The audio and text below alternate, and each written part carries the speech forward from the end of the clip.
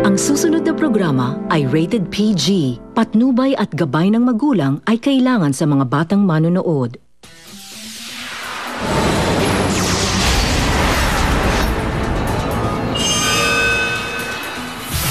This coming Sunday, hindi lang isang matatanggal. Porkit dalawa yung pinasok nila ganito eh. Tanggalin na lahat. Oo nga, lahat na. Bakit ang sweet-sweet niyo ni Kuya Ermon? Real din si Kuya Ermon Kay Ate Kia na magpakasal agad. Kami yung mga testigo, kami yung saksi. Witness!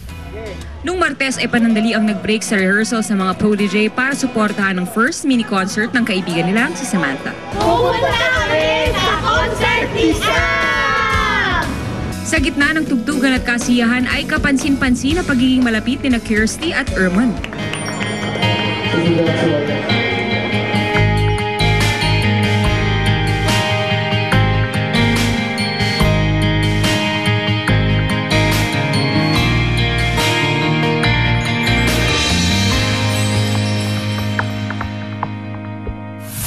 Panandali ang kinalimutan ng mga protege ang stress ng susunod na live gala at nag-enjoy kasama sina Mentor Claire at Mentor Aiza.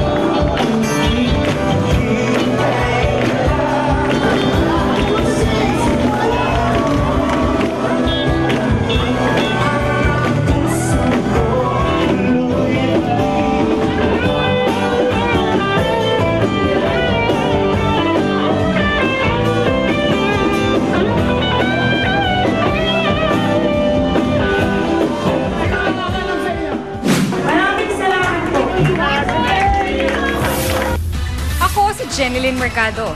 Makisaya sa kaba, saya at kilig ng mga paborito niyong protege dito lang sa Inside Protege.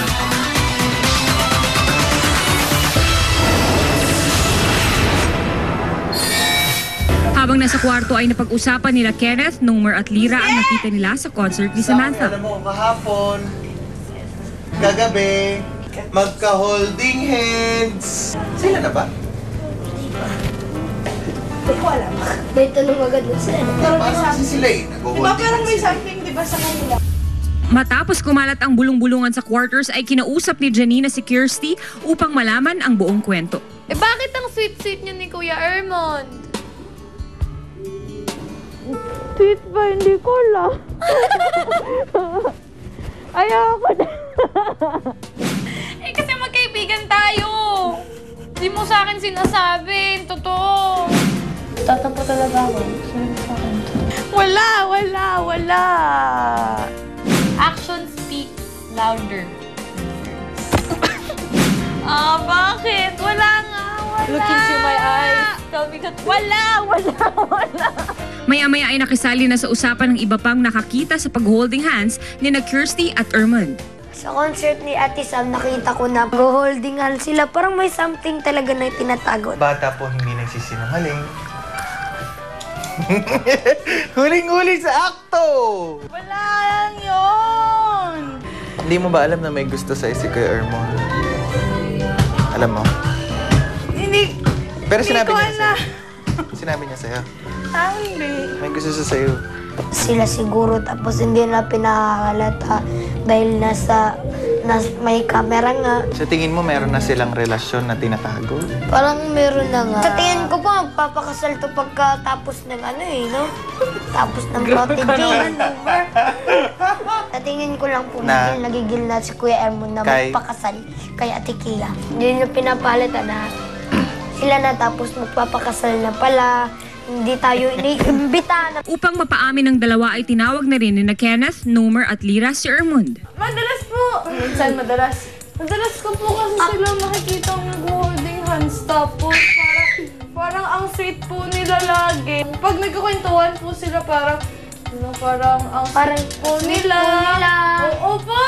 Tapos, parang wala pong araw na hindi ko nakikita ang Diyos! Kayo wala Kami yung mga testigo, kami yung saksi. Witness! Naging close lang siguro kami ni Kia this past few days. Kaya siguro Close naging too ganun. much. Alam nga pala ang masama pag mag-holding hands kami. Anong masama dito? Nafe-feel ko yung spark. I feel something! Nakikilig ako. Feel ako!